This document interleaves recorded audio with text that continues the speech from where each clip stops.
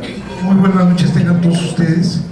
Este martes 24 de febrero, además de ser una fecha histórica para la patria, tenemos la presentación del libro Arquitectura de la Memoria, Haciendas Poblanas, de nuestro invitado, el arquitecto Ambrosio Guzmán Álvarez, a quien esta ciudad le debe mucho.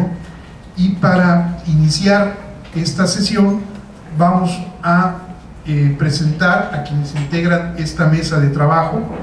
Nos acompaña la doctora Angélica Perquina Vázquez, consocio y comentarista de la obra que se presenta, la licenciada Ivette Ortiz Minique, invitada y comentarista, por supuesto un amigo de esta casa y miembro de esta sociedad, el doctor José María Murilla Roret, consocio y comentarista de la obra, y por supuesto el arquitecto Ambrosio Guzmán Álvarez, invitado y autor de este libro, y el de la voz, Eduardo Velasco Briceño, presidente de la Junta Directiva de esta institución.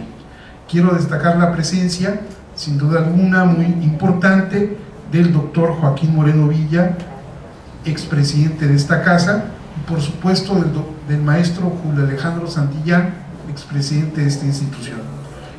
Voy a ceder el uso de la voz al doctor José María Murilla para que haga la presentación de nuestro invitado. Doctor. Muchas gracias, señor presidente.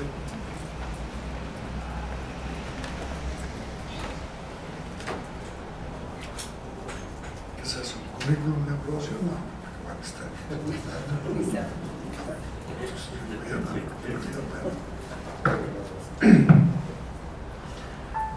Me da mucho gusto que se haga este acto hoy aquí. Tuve el infinito privilegio de participar en la presentación de la primera edición de este libro en la ciudad de Puebla, en un salón bastante más solemne que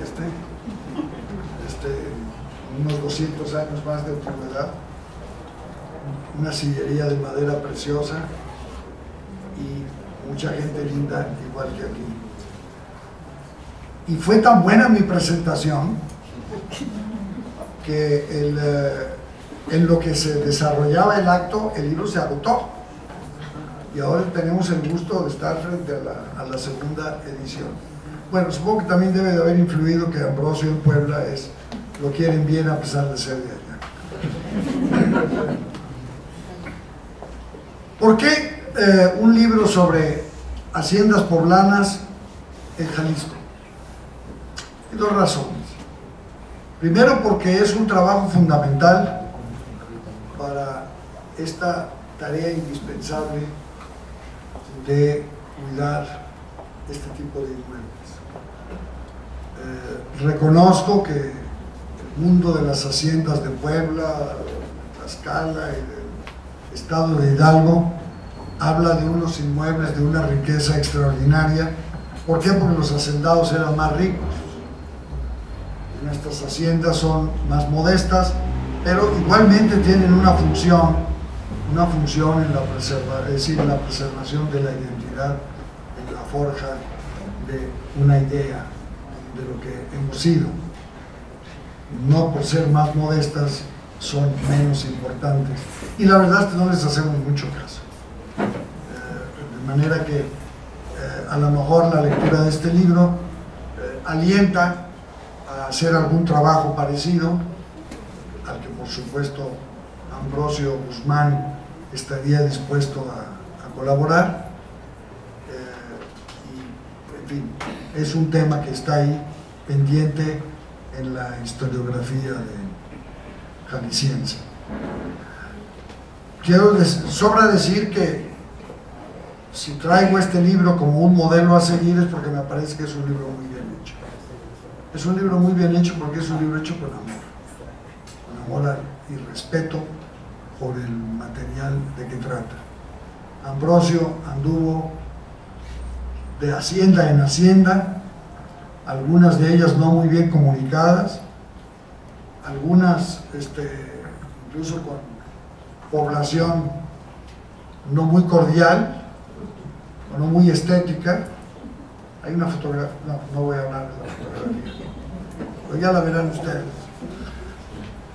Sí, verán a qué fotografía me refiero. Es una que no se sabe bien a bien quién es el autor, si el de la derecha o el de la izquierda. Página 7, ¿verdad?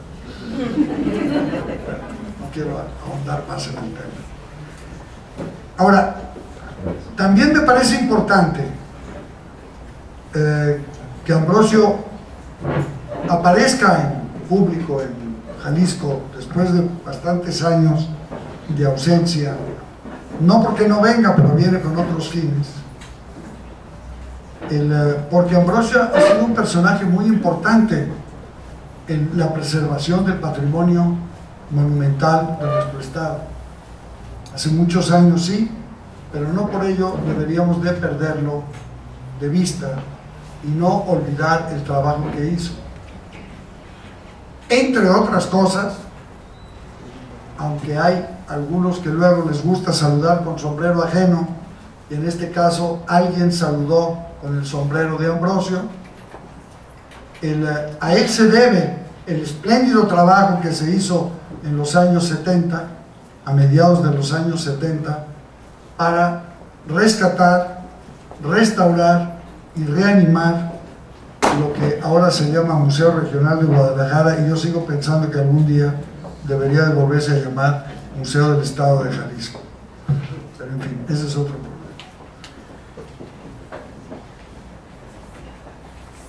Fui testigo y en muchos sentidos ayudaba a cargarle el portafolio al arquitecto Guzmán cuando estaba haciendo ese trabajo que duró bastantes años, casi 3. Calladito, a él se debe que el museo prácticamente siga en pie y en muy buenas condiciones todavía, parte gracias a que la doctora Peregrino tuvo algo que ver en su dirección, y parte gracias a que está bien hecho todo, porque ha sobrevivido a pesar de algunas calamidades que ahora que han estado al frente de esa institución. Duele un poco que cuando plantea uno a la actual administración del museo o a agentes que están a cargo de esto en los últimos años, y les habla del arquitecto Ambrosio Guzmán, ponga los ojos en blanco como si les hablara uno del centro delantero del Club Coras de Tepic. ¿Saben quién es el centro delantero? No, ¿verdad? Porque realmente es una de las piezas fundamentales en la historia de ese inmueble, que no deja de ser un inmueble fundamental, quizá el más apreciable de toda la arquitectura colonial de Jalisco. Pero no fue solamente eso, porque como es pata de perro, le encantaba andar por ahí metido en todas partes, y la lista de inmuebles que siguen en pie o que sobrevivieron, porque algunos ya se los chutaron, desde su tiempo, gracias a él, también es una lista larga. En consecuencia, yo quiero testimoniarte la gratitud, por lo menos de quienes estamos interesados en la historia de Jalisco, en la conciencia historiográfica de este estado, y eventualmente podríamos llevarlo hasta lo que los antropólogos llaman su identidad. Qué bueno que estás aquí. Ahora van a hablar de tu libro, espero que bien, pero si no, aquí estoy yo para darle los corrones a ella, y tú tienes a Angélica por un lado. Vamos a hablar de tu libro, vamos a rescatar sus muchos valores, y a lo mejor luego se puede armar una pequeña plática para podemos dejar que, aunque hoy día hay ciertos temores en algunos actos públicos a que el público hable, porque como que empiezan a tener miedo a la opinión de la gente, pero aquí sí somos bastante demócratas y tolerantes, ¿cierto, señor presidente? Ya se comprobó. Gracias Qué bueno que estás con nosotros, Ambrosio, y felicidades por tu libro. Qué bueno que está en la segunda edición, y espero con todo en la página 7 que luego llegue a más ediciones todavía.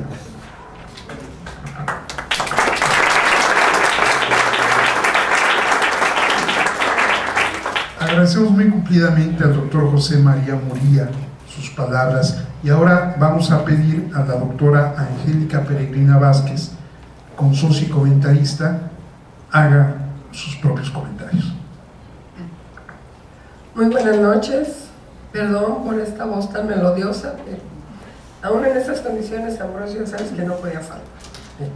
Aquí con mucho gusto agradezco la invitación de Ambrosio, me da mucho gusto volver a ver a Ambrosio por estas tierras, ya te extrañábamos, y sobre todo por un motivo tan especial que es la presentación de este libro.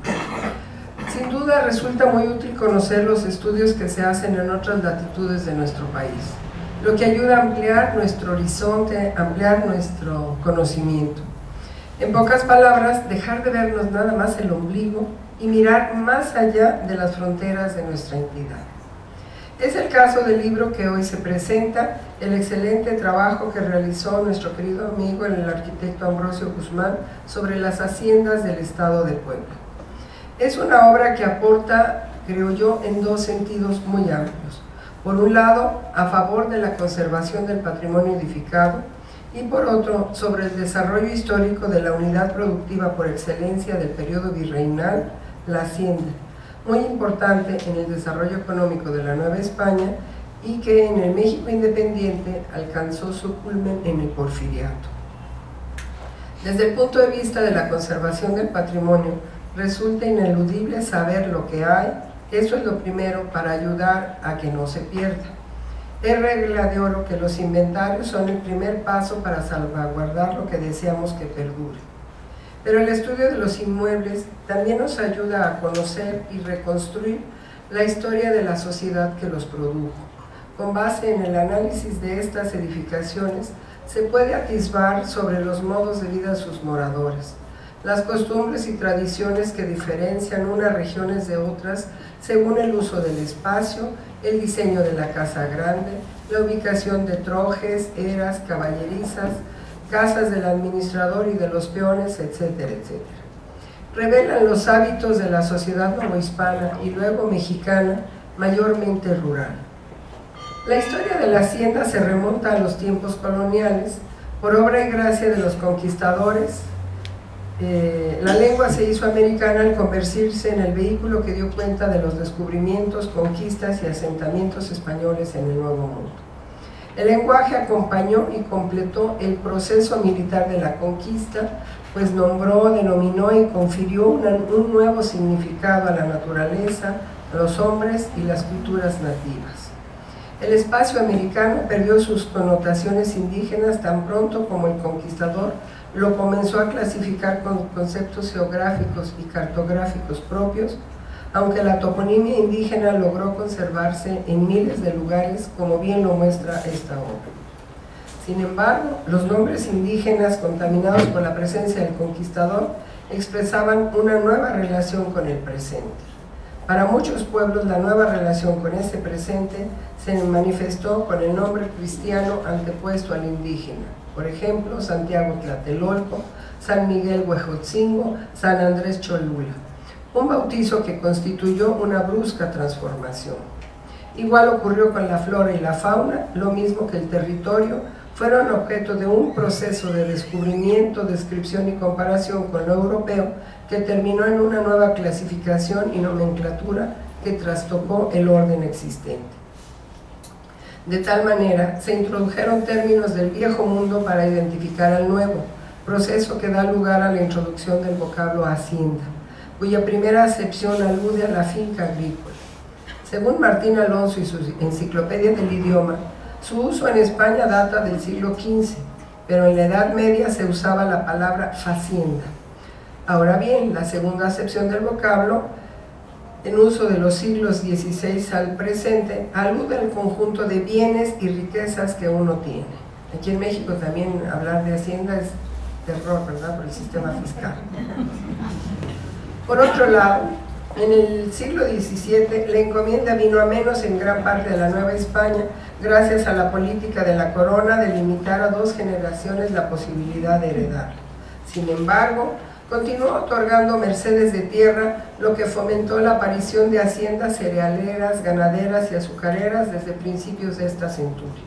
Además, a causa de la crisis demográfica, muchas tierras que quedaron baldías fueron incorporadas a estas propiedades, lo que propició su expansión territorial. Estas haciendas brindaron trabajo asalariado a los indígenas y mestizos sin tierras, a la vez que emplearon esclavos negros, principalmente en las dedicadas a la explotación de azúcar. La hacienda comunidad productiva se consolidó en el siglo XVIII y creó una infraestructura que ha perdurado al transcurso de los siglos, constituyendo una parte muy importante del patrimonio edificado en el estado de Puebla y en muchos otros a lo largo del país. Ese filón es el que Guzmán ha estudiado a lo largo de varios años y que dio vida a este volumen. Su universo lo constituyen 451 haciendas regadas por todo el territorio poblano. Eso significa que literalmente peinó el terreno, que llegó a los lugares más recónditos para hacer el registro de las haciendas, aunque en muchos casos quedaban solamente ruinas. Ciertamente, el paisaje es muy variado. Encontró haciendas en tierras bajas, como la de Santa Lucía en Tenampulco, a 58 metros sobre el nivel del mar, y las serranas, como la de Caldera, jurisdicción de Iztacamastitlán, a 2.879 metros sobre el nivel del mar. Para el registro diseñó una ficha matriz que contiene también datos técnicos, en la que se consignó el nombre de la hacienda, la localidad en la que se ubica, las coordenadas UTM. Esos son unos datos muy importantes para los arquitectos porque sitúan en el universo justamente donde están estos lugares. La altitud, la distancia que la separa de la ciudad de Puebla, viste muy centralista. Su condición, esto es, habitada, en ruinas o desaparecida, y desde luego sobre su uso actual y estado de conservación. Mas no se crea que solamente son datos técnicos. En realidad, se trata mayormente de un registro fotográfico y muy atinadamente deja que las imágenes hablen. Las fotografías son excelentes, pues además de las fincas, captan el paisaje de manera extraordinaria. Vean los alrededores, no solo la edificación, encontrarán un mundo mexicano incomparable. El libro suma otro atributo, un buen número de acuarelas que son factura del autor. Guzmán organiza el trabajo según la ubicación de las haciendas en 3 grandes zonas: la Sierra Norte, zona montañosa con bosques y pastizales de clima húmedo, cálido y templado. Le siguen las del altiplano, la mayor parte en valles extensos con clima templado como los de Tepeaca, Huejotzingo y Ciudad Cerdán, antes Chalchicomula. Y por último, la zona de la Mixteca, la zona sur de Puebla, caracterizada por la sierra montañosa y abrupta con clima cálido semiseco. Entrando propiamente en materia, agrupa las imágenes en varios rubros. Primero hace la descripción arquitectónica del conjunto e incluye 3 planos que ejemplifican la tradicional planta de distribución de las haciendas. Continúa con los materiales y técnicas constructivas, los colores empleados, calzadas y portadas de acceso, la casa del patrón o casa grande que constituía el casco de la hacienda. Igualmente se ocupa de la calpanería, es decir, el conjunto de casas de los peones o jornaleros de la hacienda, término de origen náhuatl que perduró a través de los siglos. La herrería, los torreones, puntos de vigilancia muy comunes en estas fincas, las infaltables capillas, trojes y silos, molinos, chimeneas, chacuacos, así como las instalaciones inherentes a los sistemas hidráulicos y a la tecnología agraria, acueductos, aljibes, pozos, jagüey, norias, etc. Enseguida, las instalaciones relativas a la ganadería, caballerizas, macheros donde se alojaban los animales de tiro, establos, porquerizas, corrales. Dedica un apartado a las ruinas. Se observa cómo los restos de las edificaciones han sido invadidos por la y en una yuxtaposición de árboles y muros cuentan la historia de tiempos idos. Todo esto abarca la mitad del volumen y la segunda parte se dedica a presentar la información por regiones del estado de Puebla con un muy útil mapa de cada una que permite ubicarlas. Las ordena alfabéticamente, así va de Acatlán, Atlisco, Chiautla, Cholula hasta Zacapoaxtla, con una selección de imágenes muy representativa. El volumen también contiene 3 apéndices muy útiles. Primero, el listado de las 451 haciendas por orden alfabético. Luego, cruza la información y las ordena por municipio, enlistando las haciendas que se localizan en cada jurisdicción. Por último, incluye la relación de 24 propietarios de haciendas que fueron miembros del Ayuntamiento de Puebla de 1786 a 1810, esto es, en la última etapa virreinal, desde el año en que se establecieron las intendencias al estallido de la guerra independentista. Finalmente, con una felicitación al autor por este espléndido trabajo, solo quiero agregar que el título de Arquitectura de la Memoria me parece muy adecuado, toda vez que, como bien aseveró François Chevalier, la tierra no lo es todo. Están además los hombres que viven en ella, los que la trabajan, peones y jornaleros, los que la poseen, esos señores que vivían en haciendas coronadas de almenas, como todavía se ven en los campos poblanos. Obras como esta ayudan a esclarecer cuáles eran los vínculos reales entre esos hombres, entre los propietarios y sus gentes, ayudan a conocer cuáles son, en una palabra, las supervivencias y la huella de ese pasado en el México moderno. Muchas gracias.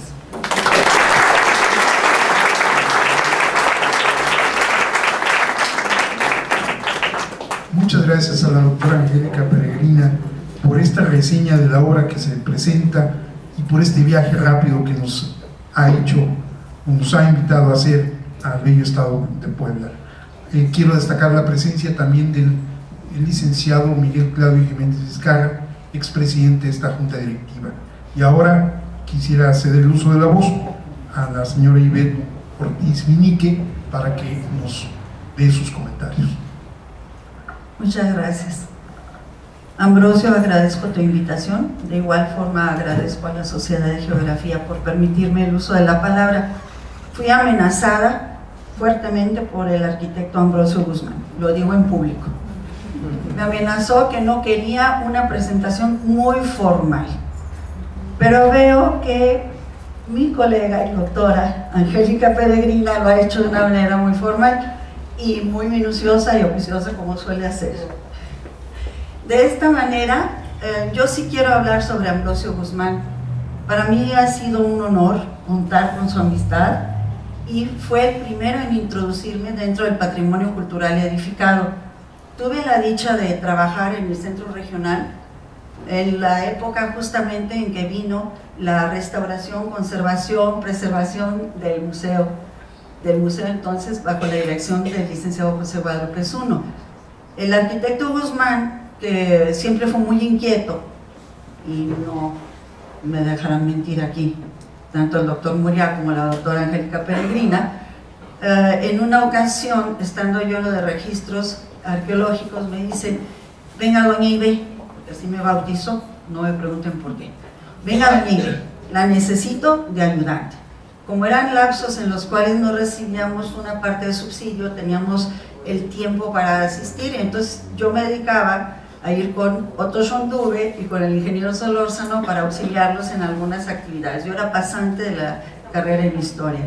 Y el arquitecto Guzmán me lleva al Museo Regional y me dice: ¿te encanta la arquitectura? Sí, le dije, más estos edificios. Dice: a ver, me voy a poner en esa esquina en planta alta y tú te pones allá en la otra esquina. Voy a brincar. Brincaba. ¿Qué sientes? Nada. Me decía: no. Entonces, a ver, brinca tú. ¿Qué sientes tú? Nada. Dice: ponte en medio y yo voy a brincar. Brincaba y brincaba Ambrosio y yo sentía que el piso se ondeaba. Dije: Ambrosio, se hace pero como ondas. Ah, muy bien. Y apuntaba en su libreta.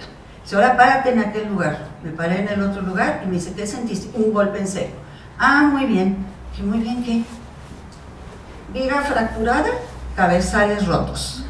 Dije, Ambrosio, pero me voy a ir al fondo. Me dice, no, pesa usted 51 kilos, y era lo que yo pesaba en esa época. Ahí conocí al tremendo Ambrosio Guzmán, ¿sí? Que aparte de eso, jugaba con mi padre, artista pintor, cuando iba a visitarlo, sobre las medidas. Y ahí aprendí lo más fabuloso, que es comprender la maestría de una persona. O sea, sin ningún intento de presunción, ni mucho menos, era un maestro al estar hablando con él. Los cálculos que hacía era de lo más preciso y a simple ojo. Era una competencia con mi padre, porque decía uno 1.52 y el otro decía 1.55, pero al final de cuentas ganaba el arquitecto Ambrosio, y a simple vista. Entonces con él recorrí también lo que fue cuando comenzó a hacer el levantamiento de los templos de Guadalajara. Con él aprendí mucho acerca de la distribución de lo que es la arquitectura conventual monjil. Con él también reconocí la influencia poblana, ¿sí? en la capital tapatía, y vimos, por ejemplo, el templo de Santa Teresa, que eso eran los trucos de Ambrosio. Nos subíamos a los estacionamientos y desde ahí me decía, ¿qué ve usted? Le decía, puro templo. Dice, pues eso es lo que hay.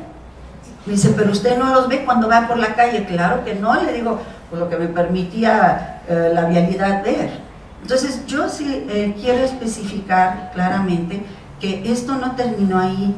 La influencia que deja Ambrosio Guzmán es muy fuerte para nosotros aquí en Guadalajara, porque abrió un nuevo horizonte. Y yo soy maestra en la Universidad de Guadalajara, y siempre que tengo oportunidad en la clase de patrimonio cultural, les hago la aclaración que existen pocos arquitectos restauradores con toda la palabra, con toda la extensión de la palabra. Es decir, tiene la ética, y la ética tan fuerte que es intolerante, y es muy minucioso, como se ve en su obra, intolerante en cuanto a errores de intervención. Sí, yo lo vi en Puebla, cuando estuve cursando la maestría en bienes culturales de la iglesia, con la UPAEP, que nos veíamos con cierta frecuencia, mínimo 2 veces al año. Y me decía, véngase doña Ibe, vamos al 4x4. Decía yo, bueno, este arquitecto no tiene alguien que lo aplaque de veras, sí, porque eso de ir en sus jeeps, coleccionista de jeeps y de carros para todo terreno, me consta, y eso le lleva finalmente a hacer esta obra. Eso fue lo increíble, porque en esa época yo dije, bueno, pues Ambrosio está ya un poquito ocioso a lo mejor, y por eso se va a la adrenalina pura del 4x4 todo terreno, ¿verdad? Recorrer lo que sea. Y luego me dice en segunda instancia, ya estoy pintando acuarela otra vez, y aprovecho mis idas para pintar la acuarela. Dije, ¿qué estás pintando? Haciendas jesuitas. Dice, es mi primera instancia, dice, porque son las más fabulosas, las más ricas de la etapa virreinal, dice, y las más prósperas, y los conjuntos son apasionantes. Entonces ya en ese discurso, ya a distancia, y gracias al internet, yo recibía maliciosas, en el sentido que él sabía que no podía aceptar, invitaciones para ir a recorrer las haciendas de Puebla, ¿sí? Y eso me enervaba, y le ponía envidia, envidia y más envidia. No hay nada como hacer los recorridos de campo. No es posible hacer levantamientos patrimoniales desde un cubículo. Es necesario entrar de lleno, inmerso, dentro de lo que son esos ámbitos. Y qué mejor que los ámbitos rurales, que son los que nos presentan a nosotros una visión universal, un universo muy diferente de las zonas urbanas. Se los digo por propia experiencia, que también en mi caso el arquitecto Guzmán me asesoró con muy buena disposición, tan buena disposición que casi me daba de coscorrones y me decía, esto es de estructuras, acuérdate. Yo me quedaba viéndolo y decía, sí, sí me acuerdo, pero ya cuando me lo explicaba un poco más, para mí entrar en ese mundo donde ese espacio arquitectónico construido contiene el patrimonio, y que en realidad es patrimonio cultural edificado, asociado con patrimonio cultural mueble y asociado con patrimonio natural. Es decir, hacer esa conjunción es muy difícil, y este libro lo obtiene, porque el señor arquitecto se dedicó a la geografía, y aquí puedo recordar a un gran amigo y un gran maestro para todos nosotros, el doctor Enrique Estrada Faudón, que ustedes en más de una ocasión le han de haber escuchado decir, la geografía se hace Y todos decíamos con los pies, no, decía con las patas. Se recorre a pie. Y es lo que hizo este señor en un 4x4 y en muchas ocasiones a pie por descompostura de sus 4x4. ¿Sí? Este resultado es magnífico porque va a conjuntar lo que Jean Meyer dice en que yo le llamaría una cita prólogo, ¿sí?, a la obra del arquitecto Guzmán, donde menciona Jean Meyer la importancia de la hacienda en el cambio del paisaje, desde el siglo XVI y cómo fue modificando ese paisaje rural hasta el siglo XIX con una nueva tecnología, y esta tecnología nos introduce el tren. Todo esto modifica, y es lo que hay que pensar, y es muchas veces lo que desarticulamos y descontextualizamos. Sí, es decir, tenemos que tomar estos modelos dentro de su conjunto, no podemos aislarlos, y es lo que el arquitecto Guzmán hace aquí. Es más, explora dentro de lo que es el UTM, ¿sí?, explora también todo lo que es el GPA, ¿sí?, dicho en inglés por sus siglas, pero me hizo recordar también todos los aspectos del Instituto de Geografía, cuando el doctor Estrada Faldón fue el director y yo tuve el lujo de trabajar con él, y todos esos estudios de monografías que se hicieron, en la cual nosotros contribuimos con la parte histórica, la parte cultural, y aquí verdaderamente este libro es una obra didáctica, es una obra que además por su lenguaje tan accesible es permisible para cualquier tipo de público, es decir, él nos indica los objetivos porque es producto de un proyecto, no es nada más de un capricho, es un proyecto formal, tiene sus bases científicas, lo que le permite dar esas ubicaciones con coordenadas precisas y puntuales, y nos indica además, para los ya de cierta edad y los jóvenes que no han incursionado en esto, cómo localizar a través del GPS, sí, los puntos y cómo ubicarlos, y la maravilla que tenemos ahora con la nueva tecnología.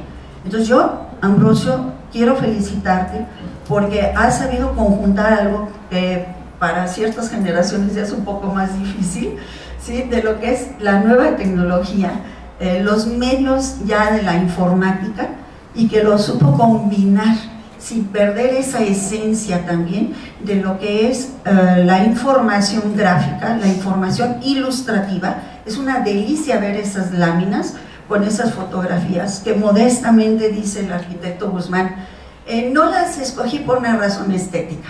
Yo no lo creo. Es decir, el ojo de aquel que tiene ya la sensibilidad y la precisión para el patrimonio cultural edificado, y además es acuarelista, es de un artista. Entonces aquí se demuestra esas haciendas con esos diseños que él nos lo indica, cómo quedan en un paisaje, cómo son acordes, la distribución de una hacienda, la riqueza de las haciendas poblanas. Sí, que anteriormente se señaló muy correctamente, nuestras haciendas no son así de ricas. Las partes, esa economía que les da una sustentabilidad impresionante y que permite crear espacios arquitectónicos de gran variedad, de gran riqueza. ¿Y qué decir de los estilos, las influencias recibidas a través del tiempo?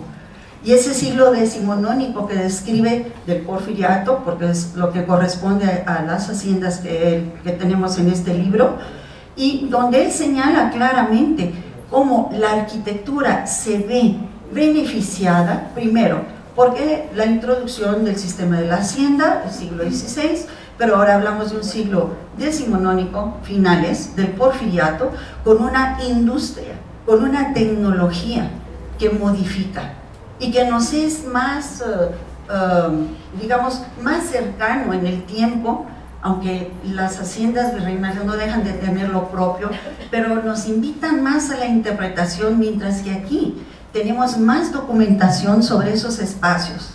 Esos dos planos que él deja con la hacienda de Jalapasco, con 37 divisiones, indicándonos cada uno de los espacios.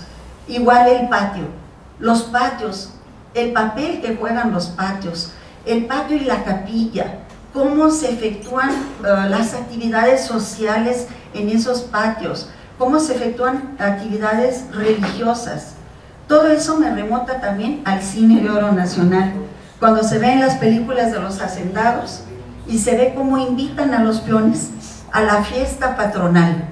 Entonces también la capilla con el santo patrono de la localidad. Esto lo encuentran aquí, esto lo van a tener, es un libro que conjunta la modernidad con una arquitectura de patrimonio cultural edificado de gran riqueza. Puebla fue un modelo para el arte y seguirá siendo a través del tiempo. Entonces, siglo XIX, yo encuentro mucha similitud en la arquitectura poblana con algunos de nuestros edificios que en algún momento lo comentamos, ¿sí? Incluso de finales del XIX y principios del XX. Yo realmente estoy muy emocionada, hice muchos apuntes, pero Angélica yo sabía que iba a ser algo muy bien relacionado, etcétera, etcétera. Y bueno, tomando este interés que yo veo por la conservación, la preservación del patrimonio y el uso que se propone en esta obra, que es también uso de turismo, pero no un turismo que llega al extremo, que es destructivo, como suele suceder en México, sino un turismo bien manejado. Y eso es lo que él habla de la sustentabilidad y de lo sostenible dentro del rescate del patrimonio cultural edificado. No me resta sino invitarlos, ¿sí?, a que, como diría el doctor Muriel, yo hago la propaganda, adquieran el libro, ¿sí?, porque realmente es un libro modelo para las nuevas generaciones y para nosotros es un libro donde uno tiene un deleite y explicaciones pormenorizadas.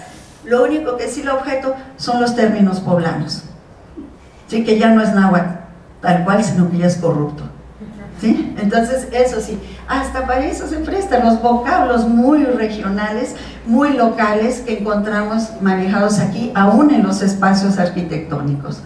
Yo, Ambrosio, te felicito y me congratulo de ser tu amiga. Gracias.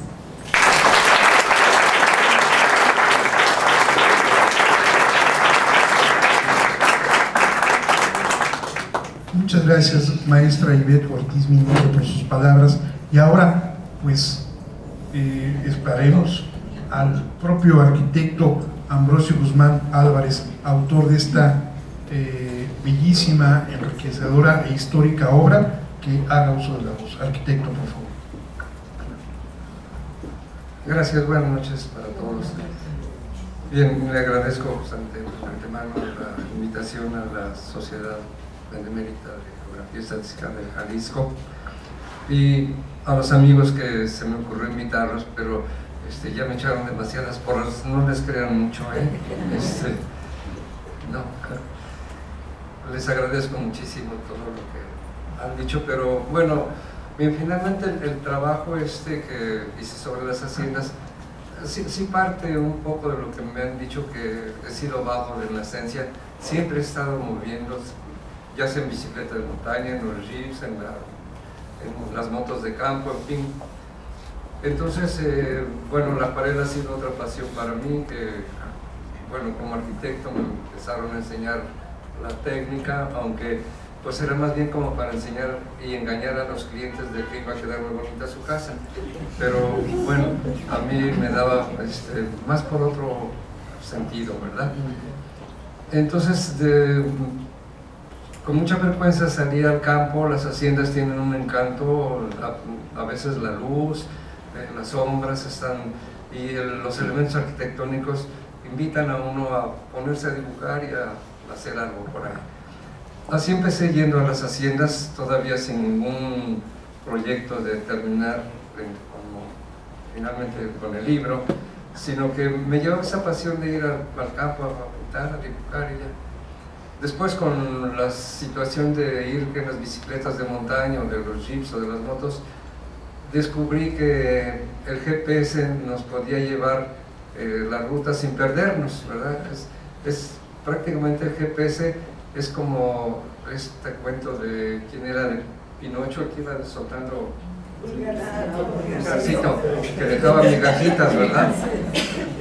Entonces dije, bueno, este aparatito nos hace desde el Google, yo bajaba las rutas, veía por dónde y no nos perdíamos. Entonces, siempre he sido un perdido, no, más bien desordenado, pero entonces con eso yo ya planteaba bien mis rutas, por dónde iba, y bueno, algún día dije, bueno, este aparatito tiene que ser útil para algo más productivo. Entonces se me ocurrió, voy a ubicar las haciendas.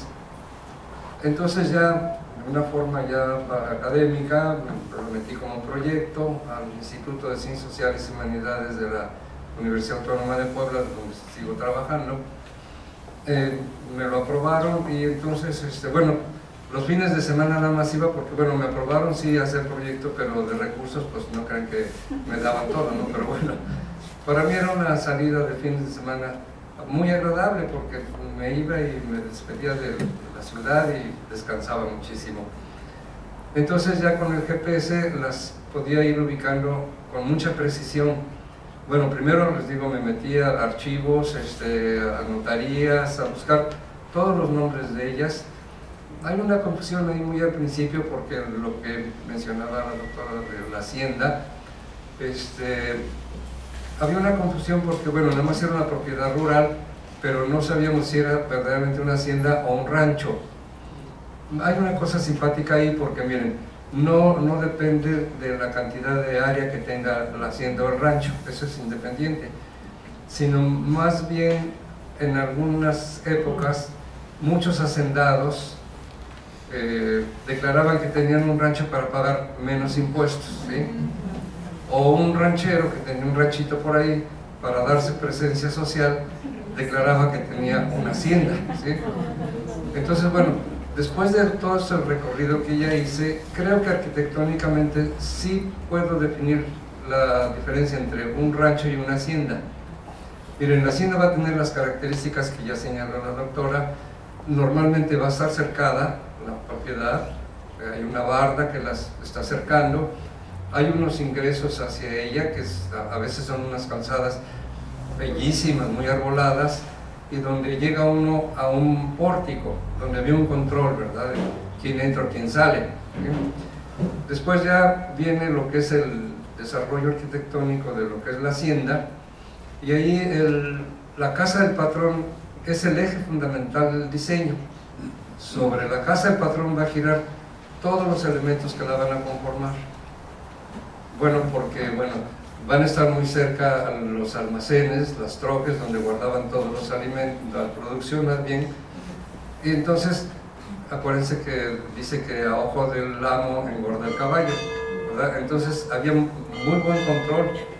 Si las trojes son enormes, naves cubiertas, bueno, a veces de lámina o de bóvedas de cañón corrido, en fin, pero van a estar cuadriculadas en todos los muros porque ahí llevaban el control de la producción, ¿sí?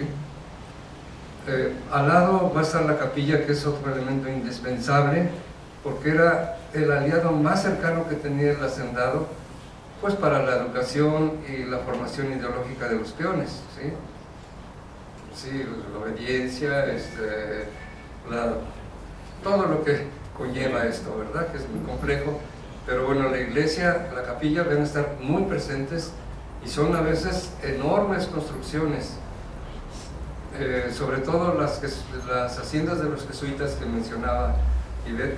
Los jesuitas tuvieron 17 haciendas en el estado de Puebla, enormes, y la iglesia pues es impresionante la magnitud de ella, ¿no?, con relación a todo lo que resta. Luego tenemos también la presencia de los torreones.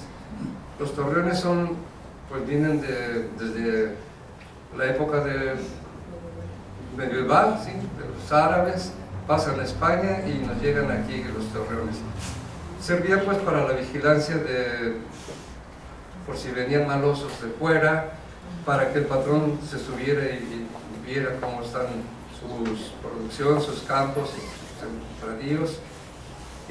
Pero también servía para ver si no se salía algo de dentro hacia afuera, ¿no? Entonces hay el control. Después vienen los sistemas hidráulicos.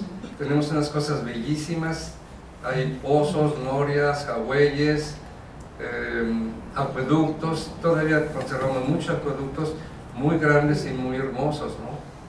Bueno, el acueducto es nada más, es un sistema que va a llevar el agua del río arriba hacia abajo, aunque no necesariamente tenga que estar porticado como pensamos que es un acueducto. A veces va abajo de la tierra, ¿sí? Es un caño, simplemente. Cuando libra una barranca o un desnivel o algún otro accidente, se hacen arcos y pasa el agua por arriba, ¿verdad? Pero de esos tenemos muchos, muy bellos. Luego, bueno, está toda la parte ya de los animales, la producción del ganado, tenían todo lo que acaban de mencionar. Entonces, miren, lo más destacado que yo pude lograr fue que en el Google pudiéramos tener ya la imagen de todas las haciendas. Eso me costó mucho trabajo a mí porque, digo, yo cuando me formé, pues yo soy de la época del Abaco, ¿sí? De la computadora, no, me costó mucho trabajo. Entonces manejar estos conceptos, bueno, era prácticamente imposible. Hice muchos intentos para tratar de hacerlo. Mi hijo Ari, que está aquí presente, vio un disco que ya había hecho, pero había necesidad de bajar varios programas para poderlo ver. Me decía, nadie va a bajar todo eso para ver tu trabajo, búscale por otro lado. Entonces con los técnicos de la universidad ya vi la posibilidad de que se pudiera subir, y ya entonces ahora sí me siento muy moderno, porque finalmente lo logramos. Sí, vean, sin esa tecnología de los satélites y que pues es un desarrollo que hizo el ejército norteamericano para la guerra, pero finalmente tuvimos acceso a él. Al principio había errores pues, de 50 metros, hoy día nos permiten tener errores de 3 metros, y bueno, aunque fueran 50 ya habíamos localizado dónde está la hacienda, pero bueno, hoy día les digo, a 3 metros de diferencia no es nada. Claro, ellos tienen el control de sus sistemas. El día que lo quieran quitar, nos quedamos sin GPS. Es muy útil porque, bueno, nos permite tener una imagen del globo terráqueo con muchísima precisión. Donde estemos, podemos saber exactamente dónde estamos ubicados con 3 metros de error, ¿sí? Lo hicieron para la guerra. Acuérdense que había imágenes que en la guerra del Pérsico, por unas ranuras de los búnker, podían meter bombas, ¿verdad? Que programan un avión que lleva GPS, él manda la señal con la bomba con el objetivo y entran, pero pues en 20 centímetros. Pero bueno, eso nos permitió y nos permite tener un conocimiento muy amplio ahora del globo terráqueo y de dónde estamos, y bueno, tiene unas aplicaciones enormes todo esto. Entonces yo lo aproveché y logré eso. Les confieso que sin ese aparatito no hubiera podido hacer esta publicación, ¿no? A veces sabía más o menos por dónde estaba, abría la computadora y empezaba a buscar y a rastrear, y ya medio, bueno, puede ser por ese lado. Llegar a las haciendas, les digo, sí fue muy complicado. En algunas, cuando yo llegaba al sitio, ya sabían que yo estaba en camino.